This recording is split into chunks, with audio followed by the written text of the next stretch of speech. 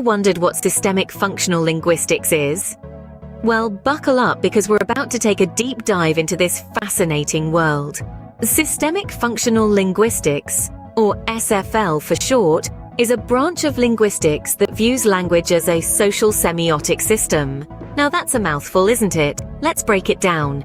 In simple terms, SFL is all about how we use language to create meaning in a social context. It's not just about the words we say, but how we say them, when we say them, and why we say them. This intriguing approach to language was developed by a linguist named Michael Halliday, who was deeply interested in the role of language in society. He wanted to understand not just the structure of language, but its function, how it helps us connect, communicate, and create our social world. Now you might be thinking, why should I care about systemic functional linguistics? Remember those moments when you were lost in translation or when a joke didn't land because it was in a different language? We've all been there, haven't we? This is where Systemic Functional Linguistics, or SFL, steps in. SFL isn't just about dissecting the words we use. It's about understanding how we use them, why we use them, and the context in which we use them. Think of it like this.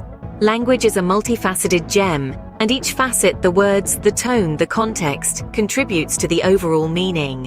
When we understand these facets, we can begin to appreciate the nuances of language. We can see how language shapes and is shaped by our social interactions. In essence, SFL helps us decode the hidden meanings in our everyday conversations, making us more effective communicators. So, how does systemic functional linguistics work?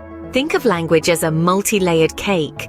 The base layer, the sponge cake if you will, represents the ideational function of language. This is the content, the what of our communication. It's the messages we convey, the information we share. Next, we have the creamy filling, that delightful middle layer that brings everything together. This is the interpersonal function of language. It's all about interaction, the how of our communication. It's how we establish relationships, express attitudes, and negotiate social roles through language. Finally, there's the cherry on top, the textual function of language. This is about organization, the where and when of our communication. It's how our language fits into the context, how it's structured to make sense in our conversations.